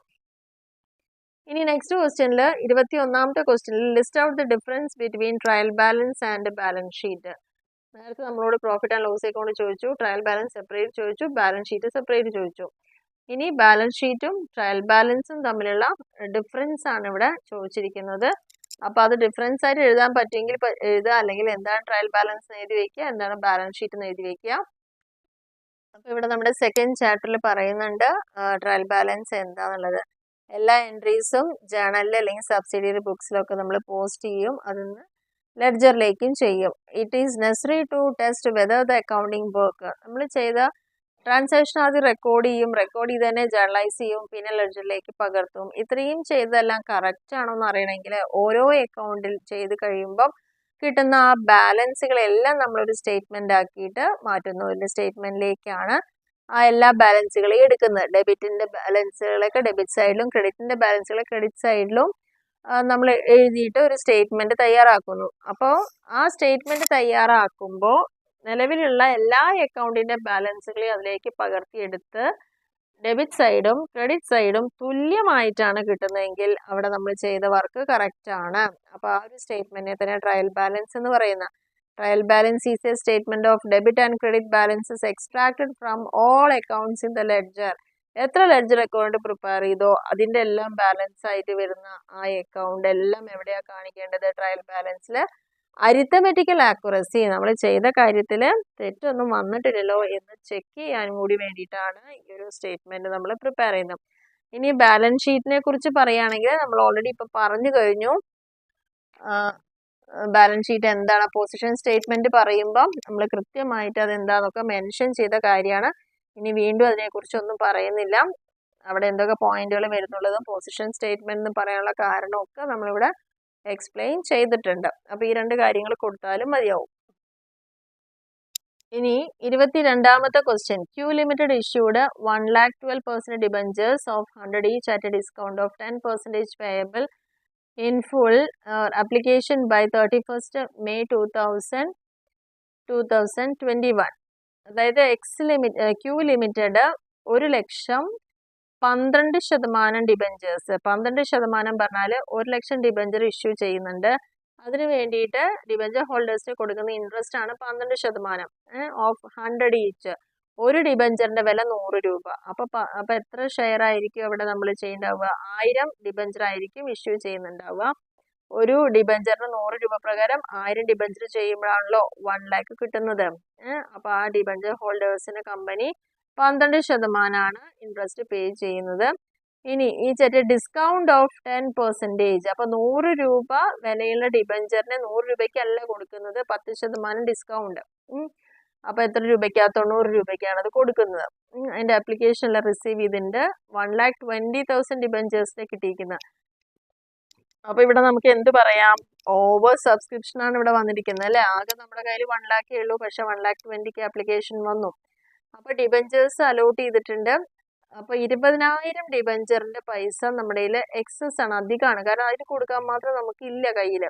അപ്പോൾ ആ എക്സസിനൊക്കെ എന്ത് ചെയ്യണം? റീഫണ്ട് ചെയ്യണം. ആ ഡേറ്റ് തന്നെ അവർക്ക് അത് തന്ന ആളുകൾക്ക് തിരിച്ചു കൊടുക്കണം. അപ്പോൾ ഇതാണ് ജേണൽ എൻട്രി പാസ് ചെയ്യാൻ പറഞ്ഞിരിക്കുന്നത്. അപ്പോൾ ജസ്റ്റ് അതിൻ്റെ ഫസ്റ്റ് എൻട്രിയും വരും, റീഫണ്ട് ചെയ്യുമ്പോൾ എൻട്രിയും വരും. ഇത്രയും എൻട്രീസ് മാത്രമാണ് ഇവിടെ വരുന്നത്. ഇനി 23ാമത്തെ question. In the absence of a partnership deed, specify the rules relating to the following. നമ്മൾ നേരത്തെ കണ്ടതാണ് എന്താണ് പാർട്ണർഷിപ്പ് അഗ്രിമെന്റ്, പാർട്ണർഷിപ്പ് ഡീഡ് എന്താണ്, അതിന്റെ കണ്ടന്റ്സ് എന്താണെന്നൊക്കെ കഴിഞ്ഞൊരു ക്വസ്റ്റ്യൻ പേപ്പർ ഡിസ്കസ് ചെയ്തിട്ടുണ്ടായിരുന്നു. അപ്പോൾ വീണ്ടും നമ്മുടെ +2 കൊമേഴ്സിലേക്ക് പോയി കഴിഞ്ഞു. പാർട്ണർഷിപ്പ് ഡീഡിൽ പ്രത്യേകിച്ച് ഒന്നും പറഞ്ഞിട്ടില്ലെങ്കിൽ എങ്ങനെയാണ് ഇവയൊക്കെ കാൽക്കുലേറ്റ് ചെയ്യേണ്ടത്, പ്രോഫിറ്റും ലോസും എങ്ങനെ ഷെയർ ചെയ്യണം. ഡീഡ് ഉണ്ടെങ്കിൽ, പാർട്ണർഷിപ്പ് എഗ്രിമെന്റ് ഉണ്ടെങ്കിൽ അതിൽ കൃത്യമായിട്ട് നമ്മളോട് റേഷ്യോ പറഞ്ഞിട്ടുണ്ടായിരിക്കും. അവർ കൊണ്ടുവരുന്ന ക്യാപിറ്റലിന്റെ ബേസിലോ അല്ലെങ്കിൽ ഒരു പെർട്ടിക്കുലർ പ്രൊപ്പോർഷനേറ്റ് റേഷ്യോയിലൊക്കെ ആയിരിക്കും ഡിവൈഡ് ചെയ്യാം. പാർട്ണർഷിപ്പ് ഡീഡിൽ പ്രത്യേകിച്ച് ഒന്നും പറഞ്ഞിട്ടില്ലെങ്കിൽ പ്രോഫിറ്റും ലോസും ഒക്കെ എപ്പോഴും ഈക്വൽ ആയിട്ടാണ് ഷെയർ ചെയ്യേണ്ടത്. പിന്നെ ഇൻട്രസ്റ്റ് ഓൺ പാർട്ട്നേഴ്സ് ക്യാപിറ്റൽ, പാർട്ട്ണറുടെ ക്യാപിറ്റലിന് നമ്മൾ കൊടുക്കുന്ന ഇൻട്രസ്റ്റ് 6% ഒക്കെയാണ് ഇൻട്രസ്റ്റ് കൊടുക്കാറുള്ളത്. അതേപോലെ തന്നെ പാർട്ട്നേഴ്സ് ഡ്രോയിങ്സ് എന്ന് പറയുന്നത് അതും 5% 6% തന്നെയാണ്. അതിന് നമ്മൾ അതായത് എന്തെങ്കിലും പൈസ ഫേമിൽ നിന്ന് വിഡ്രോ ചെയ്തിട്ടുണ്ടെങ്കിൽ നമ്മളത് ലോൺ പോലെ തിരിച്ച് അങ്ങോട്ട് തന്നെ കൊടുക്കേണ്ടതാണ്. അപ്പോൾ നമ്മൾ ഇൻട്രസ്റ്റും കൂടി അങ്ങോട്ട് കൊടുക്കണം. അത് ആ ഡ്രോയിങ്സിന് ഇൻട്രസ്റ്റ് ആണ് ചോദിച്ചത്. എനിക്ക് 5% ആണ് തോന്നുന്നു. Interest on partners loan, partners loan എടുത്താലും ഡ്രോയിങ് വിഡ്രോ ചെയ്താലും ഒക്കെ തിരിച്ചടയ്ക്കുമ്പോൾ ഇൻട്രസ്റ്റ് കൂടി അടയ്ക്കണം. അതെല്ലാം 5 to 6% തന്നെയാണ്. സാലറി എന്ന് പറയുന്നതും എങ്ങനെയാണ് കാൽക്കുലേറ്റ് ചെയ്യേണ്ടത്, ഓരോ ആളുകളും കൊണ്ടുവരുന്ന ക്യാപിറ്റലിലേക്ക് ഇത്ര % ആണ് പറയാറുള്ളത്. അപ്പോൾ സാലറി കൊടുക്കുമ്പോഴും അതേ രീതിയിൽ. അപ്പോൾ ഇവിടെ ഒരു ക്വസ്റ്റ്യൻ വന്നിരിക്കുന്നത് പാർട്ണർഷിപ്പ് ഡീഡിൽ ഒന്നും സ്പെസിഫൈ ചെയ്തിട്ടില്ലെങ്കിൽ എങ്ങനെയാണ് കാൽക്കുലേറ്റ് ചെയ്യേണ്ടതെന്നുള്ള കാര്യം. ഇനി ഒന്നുകൂടി കൃത്യമായിട്ട് നോക്കിയിട്ട് വേണമെങ്കിൽ ഞാൻ തന്നെ ഡിസ്ക്രിപ്ഷനിൽ അല്ലെങ്കിൽ നമ്മുടെ കമൻറ്റ് ബോക്സിൽ ഞാൻ ഒന്ന് പിൻ ചെയ്ത് വെക്കാം, കൃത്യമായിട്ട് എത്രയാണെന്നുള്ളത് നോക്കിയിട്ട്. അപ്പോൾ വീണ്ടും ആ ഒരു പോർഷൻ ഒരു ക്വസ്റ്റ്യൻ റിപ്പീറ്റ് ചെയ്തിട്ടുണ്ട്. അപ്പോൾ എന്തായാലും ആ ഒരു ഭാഗം നന്നായിട്ടൊന്ന് മനസ്സിലാക്കിയിട്ട് എക്സാം എഴുതുകയാണെങ്കിൽ കുറച്ചും കൂടി നിങ്ങൾക്ക് എഴുതാൻ പറ്റുന്നുണ്ടാവും. അത് നോൺ കൊമേഴ്സ് സ്റ്റുഡൻസിനാണ് കുറച്ചും കൂടി അത് ടഫായിട്ട് മാറുക. ബാക്കിയുള്ള കാര്യങ്ങൾ കറക്റ്റായിട്ട് ചെയ്യുകയാണെങ്കിൽ ജയിക്കാനുള്ള മാർക്കൊക്കെ അവിടെ നമുക്ക് അവൈലബിൾ ആയിരിക്കും. അപ്പോൾ ഇത്രയാണ് ഈ ഒരു സെക്ഷൻ ബിയിൽ വരുന്ന കാര്യങ്ങൾ. ഇനി സെക്ഷൻ സിയിലേക്ക് പോകുമ്പോൾ, പാർട്ട് സിയിലേക്ക് വരുന്ന സമയത്ത് നമ്മുടെ first question, what do you mean by accounting concept? What are the various accounting concept. അത് ഇപ്രാവശ്യം എസ് ആയിട്ടാണ് ചോദിച്ചത്. ഇതുവരെ നമുക്ക് കോൺസെപ്റ്റ് 2 മാർക്കിന് ചോദിച്ചു. ഇപ്പോൾ അക്കൗണ്ടിങ് കൺവെൻഷനിലേക്ക് മാറിയിട്ടുണ്ട് എന്ന് ഞാൻ ഫസ്റ്റ് പാർട്ടിൽ പറഞ്ഞു. എസ് ആയിട്ട് തന്നെ ചോദിച്ചത് അക്കൗണ്ടിങ് കൺസെപ്റ്റുകളാണ്. അപ്പോൾ നമ്മൾ business entity concept, money measurement, going concern, അങ്ങനെ കോസ്റ്റ് കൺസെപ്റ്റ്, മാച്ചിങ് കൺസെപ്റ്റ്, അങ്ങനെയുള്ള എല്ലാ കൺസെപ്റ്റുകളും അവിടെ നീറ്റായിട്ട് എന്താണ് കൺസെപ്റ്റ് എന്ന് എഴുതുക, ആ ഒരു കൺസെപ്റ്റുകളെ എക്സ്പ്ലെയിൻ ചെയ്യുക. അത് ഫസ്റ്റ് ചാപ്റ്ററിലാണ് വരുന്നത്. അക്കൗണ്ടിങ് കൺസെപ്റ്റ് എന്ന് പറഞ്ഞു കഴിഞ്ഞാൽ assumption condition upon which the science to accounting is based. Accounting എങ്ങനെ ചെയ്യണം എന്നുള്ളതാണ് കൺസെപ്റ്റുകൾ എന്ന് പറയുന്നത്. മറ്റേ അക്കൗണ്ടിങ് സ്റ്റാൻഡേർഡ് പറഞ്ഞു കഴിഞ്ഞാൽ പോളിസിയും പ്രൊസീജിയറിനും ഒരു സ്റ്റാൻഡേർഡ് ഉണ്ട് എന്നാണ് പറയുന്നത്. അപ്പോൾ അക്കൗണ്ടിങ് കൺസെപ്റ്റ് പറഞ്ഞാൽ എന്താ, ചില അസംഷൻസ് ആണ്. ഓരോ ട്രാൻസാക്ഷനും എങ്ങനെ റെക്കോർഡ് ചെയ്യണം, ഫിനാൻഷ്യൽ സ്റ്റേറ്റ്മെൻറ്റ് എങ്ങനെ പ്രിപ്പയർ ചെയ്യണം എന്നൊക്കെയുള്ള അസംഷൻ തന്നെയാണ് അതിൻ്റെ കോൺസെപ്റ്റ് എന്ന് പറയുന്നത്. പർപ്പസ് എന്ന് പറയുന്നത് എന്താണ്, മെയിനായിട്ട് അക്കൗണ്ടിങ് ഒരു യൂണിഫോമിറ്റി, ഒരു ഒബ്ജക്റ്റീവ്, ഒരു കൺസിസ്റ്റൻസി, അതേപോലെ അണ്ടർസ്റ്റാൻഡബിൾ ഒക്കെ കൊണ്ടുവരാൻ വേണ്ടിയിട്ടാണ് അക്കൗണ്ടിങ് കോൺസെപ്റ്റിനെ ബേസ് ചെയ്തുകൊണ്ട് നമ്മൾ ചെയ്യുന്നത്. അപ്പോൾ പ്രധാനപ്പെട്ട 10 പോയിന്റാണ് അക്കൗണ്ടിങ് കോൺസെപ്റ്റ്. അപ്പോൾ 10 മാർക്കിൻ്റെ എസ്സേക്ക് കറക്റ്റ് ആണ്. അപ്പോൾ ഫസ്റ്റ് ബിസിനസ് എൻറ്റിറ്റി കോൺസെപ്റ്റ് എന്താണ്, ഫസ്റ്റ് കോൺസെപ്റ്റ് എന്താണ്, ബിസിനസ് എൻറ്റിറ്റി കോൺസെപ്റ്റ്. ഇവിടെ ഓണർഷിപ്പും അതേപോലെ ബിസിനസ്സും രണ്ടാണ് എന്ന് പറയുന്ന കോൺസെപ്റ്റ് ആണിത്. മണി മെഷർമെൻറ്റ് കോൺസെപ്റ്റിലേക്ക് പോകുമ്പം ഫിനാൻഷ്യൽ നേച്ചറിലുള്ള ട്രാൻസാക്ഷൻസ് അല്ലെങ്കിൽ മോണിറ്ററി ടേംസിൽ മെഷറബിൾ ആയിട്ടുള്ള കാര്യങ്ങൾ മാത്രമാണ് നമ്മൾ എവിടെ കാണിക്കുക, അക്കൗണ്ടിങ്ങിൽ കൊണ്ടുവരുള്ളൂ. ഗോയിങ് കൺസേൺ കൺസെപ്റ്റ് എന്ന് പറയുന്നത് എല്ലാ ബിസിനസ്സും ഒരുപാട് ഇൻഡെഫിനിറ്റ് ആയിട്ടുള്ള പീരീഡ് ഓഫ് ടൈമിലേക്ക് വർക്ക് ചെയ്യും, നിലനിൽക്കും എന്നുള്ള അസംഷനിലാണ് നമ്മൾ പല അസറ്റുകളും അതിൻ്റെ ഒറിജിനൽ കോസ്റ്റിൽ നിന്ന് ഡിപ്രീസിയേഷൻ കുറച്ചുകൊണ്ട് കാണിക്കാനുള്ള കാരണം എന്ന് പറയുന്നത്. റവന്യൂ എക്സ്പെൻഡിച്ചറും അതുപോലെ ക്യാപിറ്റൽ എക്സ്പെൻഡിച്ചർ തമ്മിലുള്ള ഡിഫറൻസ്. അപ്പോൾ ഗോയിങ് കൺസേൺ കൺസെപ്റ്റ് നമ്മൾ ആ തരത്തിലാണ് അവിടെ എക്സ്പ്ലെയിൻ ചെയ്തിട്ടുണ്ട്. അക്കൗണ്ടിങ് പീരീഡ് കൺസെപ്റ്റ് ഓൾറെഡി ഈ വീഡിയോയിൽ തന്നെ നമ്മൾ എക്സ്പ്ലെയിൻ ചെയ്തതാണ്. ഇനി നെക്സ്റ്റ് വരുന്ന കൺസെപ്റ്റ് കോസ്റ്റ് കൺസെപ്റ്റ് ആണ്. കോസ്റ്റ് കൺസെപ്റ്റ് എന്ന് പറയുമ്പോൾ ഇതിൽ പ്രധാനമായിട്ടും ഇവിടെ നമ്മൾ ആക്ച്വൽ പ്രൈസ്, എല്ലാ ട്രാൻസാക്ഷൻസും റെക്കോർഡ് ചെയ്യുന്നത് എവിടെയാണ്, ആക്ച്വൽ പ്രൈസ് ഇൻവോൾവിലായിരിക്കും. ഇതിനെയാണ് നമ്മൾ കോസ്റ്റ് എന്ന് പറയുന്നത്. ഈ പ്രൈസിനെ തന്നെയാണ് കോസ്റ്റ് എന്ന് പറയുന്നത്. ഡ്യുവൽ ആസ്പെക്റ്റ് കൺസെപ്റ്റിൽ ഏതൊരു അക്കൗണ്ടിങ് ട്രാൻസാക്ഷനും അത് കറസ്പോണ്ടിങ് ആയിട്ടുള്ള റിസീവിങ് ബെനിഫിറ്റും ഗിവിങ് ബെനിഫിറ്റും, അതായത് ഓരോ ട്രാൻസാക്ഷൻ റെക്കോർഡ് ചെയ്യുമ്പോഴും ഒരു ഡെബിറ്റും ക്രെഡിറ്റും ഇവിടെ ഉണ്ടായിരിക്കുക. റിയലൈസേഷൻ കൺസെപ്റ്റ് ചോദിച്ചതാണ്. ഇവിടെ റവന്യൂ റെക്കഗ്നൈസ് ചെയ്യുന്നത് ഒരു സെയിൽ നടക്കുമ്പോൾ അല്ലെങ്കിൽ സർവീസ് റെൻഡർ ചെയ്യുമ്പോഴാണ്. അത് ക്യാഷ് സെയിൽസോ ക്രെഡിറ്റ് സെയിൽസോ ഇൻസ്റ്റാൾമെൻറ്റോ എന്ത് വേണമെങ്കിൽ ആവാം. അത് ആ വർഷം നടന്നാണെങ്കിൽ അവിടെ റവന്യൂ ജനറേറ്റ് ചെയ്തതായിട്ട് കാണിക്കുന്നു എന്നുള്ളതാണ്. ആക്ച്വലി നമ്മൾ റിസീവ് ചെയ്തിട്ടില്ലെങ്കിലും അവിടെ ക്യാഷ് കിട്ടി അത് ആ വർഷം കിട്ടാനുള്ളതാണെന്നുള്ള പോലെയാണ് കാണിക്കുക. മാച്ചിങ് കൺസെപ്റ്റ് എന്ന് പറയുമ്പം ഒരു പീരീഡ് കൺസെപ്റ്റ് ആണ് ഇതിൽ. ഈ ഒരു മാച്ചിങ് കൺസെപ്റ്റ് പ്രകാരം കോസ്റ്റ് എക്സ്പെൻസ് എന്ന് പറയുന്ന ബിസിനസ്സിൻ്റെ ഈ വക ഐറ്റംസ് എപ്പോഴും അതിൻ്റെ റവന്യൂ ആ വർഷത്തന്നെ നമ്മൾ ഉണ്ടാക്കുന്ന പ്രോഫിറ്റ് ഓർ ലോസിന് ഈക്വൽ ആയിട്ടായിരിക്കും കണക്കാക്കുക. റവന്യൂ കൂടുതലാണ് കോസ്റ്റിനെക്കാട്ടിനെങ്കിൽ അത് നെറ്റ് പ്രോഫിറ്റ് ആയിരിക്കും. കോസ്റ്റാണ് റവന്യൂക്കാൾ കൂടുതലാണെങ്കിൽ അത് നെറ്റ് ലോസ് ആയിട്ടായിരിക്കും പരിഗണിക്കുക. പിന്നെ അക്രൂവൽ കൺസെപ്റ്റ് എന്ന് പറയുന്നുണ്ട്. അക്രൂ ചെയ്യുക എന്ന് പറഞ്ഞാൽ to fall due. According to the accrual concept the total income earned, എത്രയാണ് ഒരു കമ്പനി ആകെ നേടിയിരിക്കുന്നത്, ടോട്ടൽ എക്സ്പെൻസ് ഇൻകർ, ഒരു കറണ്ട് പീരീഡിൽ എത്ര എക്സ്പെൻസ് അതിന് ഫേസ് ചെയ്യേണ്ടി വന്നിട്ടുണ്ട്, എത്ര ഇൻകം ഏൺ ചെയ്തിട്ടുണ്ട് എന്നുള്ളത് into account irrespective of whether incomes are received or expenses are paid. അവിടെ ഇൻകം റിസീവ് ചെയ്തോ ഇല്ല എന്നുള്ളതല്ല, എക്സ്പെൻസ് മീറ്റ് ചെയ്തോ ഇല്ല എന്നുള്ളതല്ല, ആ വർഷം വന്ന എല്ലാ കാര്യങ്ങളെയും അതിൽ ഉൾപ്പെടുത്തുക എന്നുള്ളതാണ്. ഇതിനാണ് അക്രൂവൽ കൺസെപ്റ്റ് എന്ന് പറയുന്നത്. പിന്നെ ഒബ്ജക്റ്റിവിറ്റി കൺസെപ്റ്റ് ആണ്. ഒബ്ജക്റ്റിവിറ്റി എന്ന് പറഞ്ഞാൽ materialise thing that can be seen or touched. So the must be some evidence or proof regarding. എന്തൊരു ഫിനാൻഷ്യൽ ട്രാൻസാക്ഷൻ ഉണ്ടെങ്കിലും വെറുതെ നമുക്ക് അവിടെ എഴുതി കൂട്ടാൻ പറ്റില്ല. ഇതിനൊക്കെ കൃത്യമായിട്ടുള്ള പ്രൂഫ് അല്ലെങ്കിൽ എവിഡൻസ് അവിടെ ഉണ്ടായിരിക്കണം എന്നുള്ളതാണ് പറയുന്നത്. To record the transaction in the books of account should have an adequate evidence to support it. അപ്പോൾ നമ്മൾ പറയണ സെയിൽ 1,00,000 നടന്നു എന്ന് പറഞ്ഞിട്ട് വെറുതെ സെയിൽ 1 lakh എഴുതിയാൽ പോരാ, അതിന് സപ്പോർട്ട് ചെയ്യുന്ന അതിൻ്റെ ഡോക്യുമെൻറ്റ്സ് അവിടെ ഉണ്ടായിരിക്കണം എന്നുള്ളതാണ് അവിടെ പറയുന്നത്. കാരണം ആ ഒരു സെയിൽ നടന്നതായിട്ട് കാണിക്കുന്ന ഡോക്യുമെൻറ്റ്സ് ആണ് അതിൻ്റെ വൗച്ചർ, റെസീറ്റ്, ഇൻവോയ്സ്, ഇതും കൂടി ഒപ്പം അതിൽ കാണിക്കുമ്പോൾ മാത്രമാണ് അത് പൂർണ്ണമാവുള്ളൂ. ഒരു ഡോക്യുമെൻ്ററി എവിഡൻസും കൂടി ബേസ് ചെയ്തുകൊണ്ടാണ് ഇവയെല്ലാം വെരിഫൈ ചെയ്യുന്നത്. ഇതാണ് ഒബ്ജക്റ്റിവിറ്റി കൺസെപ്റ്റ്. അപ്പോൾ ഈ ഒരു 10 കാര്യങ്ങളെ ബേസ് ചെയ്തിട്ട്, അസംഷനെ ബേസ് ചെയ്തിട്ടാണ് നമ്മുടെ ഫിനാൻഷ്യൽ ട്രാൻസാക്ഷൻസ് എങ്ങനെ ചെയ്യണം, അതേപോലെ ഫൈനൽ അക്കൗണ്ട് എങ്ങനെ പ്രിപ്പയർ ചെയ്യണം എന്നുള്ള കാര്യങ്ങളൊക്കെ ഈ ഒരു അക്കൗണ്ടിങ് കൺസെപ്റ്റിൽ വന്നിരിക്കുന്നത്.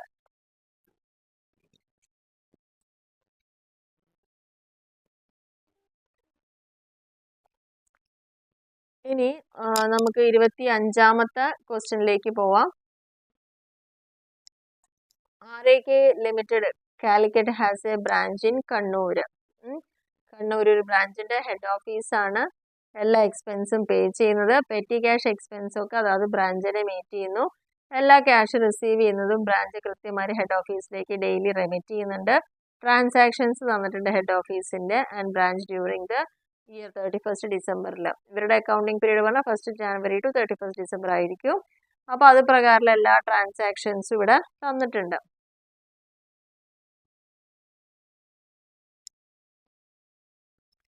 അതേപോലെ തന്നെ പെർട്ടിക്കുലേഴ്സ് വീണ്ടും തന്നിട്ട് cheque send to branch for expense, ബ്രാഞ്ചിന് വേണ്ടിയിട്ട് ചെക്ക് അയച്ചത്, സാലറി, റെന്റ്, പെറ്റി ക്യാഷ് അങ്ങനെ ഐറ്റംസ് ഒക്കെ തന്നിട്ടുണ്ട്. നമ്മളോട് ചോദിച്ചിരിക്കുന്നത് prepare the Kannur branch account in the Calicut office books. Calicut ഓഫീസിലെ ബുക്കിൽ എങ്ങനെയാണ് കണ്ണൂർ ബ്രാഞ്ചിന്റെ അക്കൗണ്ട് പ്രിപ്പയർ ചെയ്തിട്ടുണ്ടാവുക, ആ രീതിയിൽ നമ്മൾ പ്രസന്റ് ചെയ്യാനാണ് പറഞ്ഞിരിക്കുന്നത്. ഇതാണ് 25ാമത്തെ ക്വസ്റ്റ്യൻ വന്നിരിക്കുന്നത്. ഇനി 26ാമത്തെ ക്വസ്റ്റ്യനിലേക്ക് പോവുകയാണെങ്കിൽ XYZ limited invited application for 15,000 shares ₹10 each issued at 11.50 payable as follows. അപ്പോൾ ഇവിടെ 15,000 ഷെയറിനുള്ള ആപ്ലിക്കേഷൻ ഇൻവൈറ്റ് ചെയ്യുന്നത്. ഒരു ഷെയറിന്റെ വില 10 രൂപയാണ്, പക്ഷേ ഇഷ്യൂ ചെയ്യുന്നത് 11.50 അതായത് 1.5 രൂപ അധികമായിട്ട്. അപ്പോൾ പ്രീമിയത്തിനാണ് ഇഷ്യൂ ചെയ്യുന്നത്. ആപ്ലിക്കേഷൻ ജൂലൈ 1 വിളിക്കുന്നുണ്ട്. 7.5 രൂപയാണ് ആപ്ലിക്കേഷന്റെ സമയത്ത് അടയ്ക്കേണ്ടത്. അലോട്ട്മെന്റിന്റെ സമയത്ത് 2 രൂപ. പിന്നെ final call, first and final call വരുമ്പോൾ 2 രൂപ. അപ്പോൾ 2, 2, 4, 6, 10, 11.50 അങ്ങനെ. അപ്പോൾ ആദ്യത്തെ ആപ്ലിക്കേഷനിൽ 1.5 രൂപ വന്നിട്ട് എന്താണ് പ്രീമിയം ആയിട്ട് കണക്കാക്കുക. ഇനി ആപ്ലിക്കേഷൻസ് എല്ലാം റിസീവ് ചെയ്തു, പക്ഷെ ഇവിടെ ആകെ 15,000 ഷെയറാണ് കമ്പനി ഇഷ്യൂ ചെയ്യുന്നുള്ളൂ. 18,000-നാണ് ആപ്ലിക്കേഷൻ വന്നത്. അപ്പോൾ 3,000 ഷെയറിന്റെ ആപ്ലിക്കേഷൻ അധികമാണ്. ഇനി എന്തൊക്കെയാണ് പറഞ്ഞത്? Shares and it was decided to deal the same as follows arrangement. അപ്പോൾ ഇവർ 18,000 ആപ്ലിക്കേഷൻ വന്ന സ്ഥിതിക്ക് അവർ കുറച്ച് അറേഞ്ച്മെന്റുകൾ അവിടെ ചെയ്യാൻ ഉദ്ദേശിക്കുന്നുണ്ട്. ആ അറേഞ്ച്മെന്റ് എന്താണ്? To refuse allotment to the applicants for 800 shares. അപ്പോൾ നിങ്ങൾ ശ്രദ്ധിക്കേണ്ട കാര്യം, 15,000 ഷെയറേ കമ്പനിയുടെ കയ്യിലുള്ളൂ. 3,000-ന്റെ ആപ്ലിക്കേഷൻ അധികമായിട്ട് വന്നിട്ടുണ്ട്. ആ 3,000-ൽ 800 ഷെയർ അവരെന്ത് ചെയ്യുന്നില്ല, അലോട്ടേ ചെയ്യുന്നില്ല. ഓക്കെ. ഇനി full allotment to applicants 2,200 share ചോദിച്ച ആൾക്കാർക്ക് ഫുള്ളായിട്ട് അപ്ലൈ ചെയ്തവർക്ക് അലോട്ട്മെന്റ് കൊടുക്കുന്നുണ്ട്. അപ്പോൾ 2,200-ഉം നേരത്തെ 800-ഉം അപ്പോൾ എത്രയും 3,000 ആയില്ല. അപ്പോൾ എക്സസിനെ എങ്ങനെ ചെയ്യുന്നു എന്നുള്ളതാണ് നമുക്ക് പറഞ്ഞു തരുന്നത്. 3,000-ൽ 800 ഷെയർ അവർ അലോട്ടേ ചെയ്യുന്നില്ല. ബാക്കി 2,200-ആണ് അവർ ഫുള്ളായിട്ട് അലോട്ട്മെന്റ് ചെയ്യുന്നത്. അലോട്ട് ആൻഡ് റിമൈനിങ് ഷെയർസ് ഒക്കെ പ്രൊറാട്ട എമംഗ് അതർ അപ്ലിക്കൻസ്. ബാക്കിയുള്ളത് പ്രൊറാട്ട ബേസിസിൽ, അതായത് ഓരോ എത്ര ഷെയർ ആണോ ഹെൽഡ് ചെയ്ത് അതിന്റെ പ്രൊപ്പോർഷനേറ്റ് ആയിട്ടാണ് കൊടുക്കുന്നത്. ഇനി പറഞ്ഞിരിക്കുന്നത് to utilise the surplus received on the application in part payment of amounts due on allotment. ഇനി അതിന് ആ ഒരു സർപ്ലസ് നമുക്ക് ആപ്ലിക്കേഷന്റെ പേയ്മെന്റ് ഭാഗമായിട്ട് കിട്ടുന്നതിന് അലോട്ട്മെന്റിലേക്ക് നമ്മൾ യൂട്ടിലൈസ് ചെയ്യുന്നുണ്ട്. Applicant to whom 40 shares were allotted failed to pay the amount due to the first and final call, his shares were forfeited. ഇനി ഇതിൽ ആപ്ലിക്കേഷൻസിൽ ഒരു 40 ഷെയറിന്റെ അലോട്ട്മെന്റും ഫസ്റ്റ് ആൻഡ് ഫൈനൽ കോളും അടച്ചിട്ടില്ല. അതുകൊണ്ട് ആ ഷെയർ ഫോർഫീറ്റ് ചെയ്തു. ആ ഷെയർസിനെ വീണ്ടും റീഇഷ്യൂ ചെയ്യുന്നുണ്ട്. അതിന് 9 രൂപ പ്രകാരമാണ് റീഇഷ്യൂ ചെയ്തിരിക്കുന്നത്. 9 രൂപ എന്ന് പറയുമ്പോൾ ഡിസ്കൗണ്ടിനാണ് ഇവിടെ റീഇഷ്യൂ ചെയ്തത്. അപ്പോൾ ഫോർഫീച്ചറിന്റെ എൻട്രി എഴുതാം, പിന്നെ രണ്ടാമതായിട്ട് റീഇഷ്യൂ ചെയ്യുന്ന എൻട്രിയും കൂടി അവിടെ കാണിക്കാം. അപ്പോൾ ഇത്രയാണ് ഈ ഒരു essay ക്വസ്റ്റ്യനിൽ വന്നിരിക്കുക. അപ്പോൾ ഇപ്രാവശ്യം essay ക്വസ്റ്റ്യൻ ചോദിച്ചപ്പോൾ നമ്മുടെ ഫൈനൽ അക്കൗണ്ട്സ് അല്ല, ഒരു തിയറി ക്വസ്റ്റ്യൻ വന്നു. അതേപോലെ തന്നെ നമ്മുടെ ഷെയറിന്റെ ഒരു ക്വസ്റ്റ്യൻ വന്നിട്ടുണ്ട്. പിന്നെ ബ്രാഞ്ചിന്റെ ഒരു ക്വസ്റ്റ്യൻ ആണ് ഇവിടെ വന്നിരിക്കുന്നത്. അപ്പോൾ ഇങ്ങനെയാണ് ഇപ്രാവശ്യത്തെ essay ക്വസ്റ്റ്യന്റെ ഒരു വശം എന്ന് പറയുന്നത്. അപ്പോൾ ഈ രീതിയിലൊക്കെ നിങ്ങൾ ഒന്ന് പ്രിപ്പയർ ചെയ്യാതെ ഈ ക്വസ്റ്റ്യൻസ് ഒക്കെ ഈ രീതിയിലാണ് വരുന്നത്. അപ്പോൾ ഇപ്രാവശ്യം ഫൈനൽ അക്കൗണ്ട് അവിടുന്ന് മാറിയിരിക്കുന്നു എന്നുള്ളത് വേണം നമുക്ക് മനസ്സിലാക്കാൻ വേണ്ടിയിട്ട്. അപ്പോൾ അതുകൊണ്ട് ഇത്തരത്തിലുള്ള കാര്യങ്ങൾ കൂടുതൽ ഫോക്കസ് ചെയ്തുകൊണ്ട് തന്നെ പ്രോബ്ലംസ് ഒക്കെ ഒന്ന് പഠിക്കുക. ഇതിൻ്റെ ഡീറ്റെയിൽ ആയിട്ടുള്ള വീഡിയോ ആവശ്യമുള്ള ആളുകളുണ്ടെങ്കിൽ ജസ്റ്റ് ചാനലിലെ പ്ലേലിസ്റ്റ് ക്ലിക്ക് ചെയ്ത് കഴിഞ്ഞാൽ കിട്ടും. നിങ്ങൾക്ക് കംപ്ലീറ്റ് ആയിട്ട് തന്നെ അതിൻ്റെ വീഡിയോസ് അവൈലബിൾ ആണ്. അപ്പോൾ അതുകൊണ്ടാണ് കൂടുതൽ തവണ നമ്മളത് റിപ്പീറ്റ് ചെയ്ത് സമയം കളയുന്നില്ല. അത് ഹെഡിങ് തന്നെ ഇവിടെ കൃത്യമായിട്ട് നിങ്ങൾക്ക് അതിൻ്റെ ആ ഒരു തമ്പനയിൽ നോക്കിയാൽ തന്നെ കിട്ടും ഏതൊക്കെ പോയിന്റ് ആണ് വേണ്ടതെന്നുണ്ടെങ്കിൽ കൃത്യമായിട്ട് അത് മെൻഷൻ ചെയ്തിട്ടുണ്ട്. അപ്പം നമ്മൾ ഇതോടുകൂടി നമ്മുടെ 4 ക്വസ്റ്റ്യൻ പേപ്പറും കംപ്ലീറ്റ് ആയിട്ടുണ്ട്. ഇതിന്ന് നിങ്ങൾക്ക് ഒരു ഐഡിയ കിട്ടിയിട്ടുണ്ടാവുമെന്ന് വിചാരിക്കുന്നു. ഒരുപാട് ക്വസ്റ്റ്യൻസ് ഞാൻ ഇപ്പോഴും പറയുന്നു +2 ബേസ് ചോദിച്ചിട്ടുണ്ട്. അപ്പോൾ ആ ഒരു ചാപ്റ്റർ അല്ലെങ്കിൽ ആ ഒരു ടോപ്പിക്ക് നന്നായിട്ടൊന്ന് കവർ ചെയ്യുകയാണെന്ന് വെച്ചാൽ കുറച്ചും കൂടി നല്ലൊരു മാർക്ക് നിങ്ങൾക്ക് സ്കോർ ചെയ്യാൻ പറ്റും. എന്നിരുന്നാലും നിങ്ങളുടെ സിലബസിൽ ഇല്ലാത്ത കൊണ്ട് വാലുവേഷൻ കുറച്ചൊക്കെ ലിബറൽ ആയിരുന്നു ഈ ഒരു ക്വസ്റ്റ്യൻ പേപ്പറിനെ സംബന്ധിച്ചോളം. കാരണം ഈ ഒരു ക്വസ്റ്റ്യൻ പേപ്പറിൽ അത്യാവശ്യം നല്ല രീതിയിൽ തന്നെ പുറത്തുനിന്ന് ക്വസ്റ്റ്യൻസ് ആണ് ചോദിച്ചിട്ടുണ്ടായിരുന്നത്. അപ്പോൾ അത് മാത്രമേ അവിടെ ഇനി ചെയ്യാനുള്ളൊരു സാധ്യത കാണുന്നുള്ളൂ. അപ്പോൾ അതും കൂടി ഒന്ന് കണക്കാക്കിയിട്ട് എല്ലാവരും പഠിക്കുക. പിന്നെ എന്നും പറയാറുള്ള പോലെ തന്നെ ഇനിയും സബ്സ്ക്രൈബ് ചെയ്യാതെ ചാനൽ കാണുന്ന ഒരുപാട് ആളുകളുണ്ട്.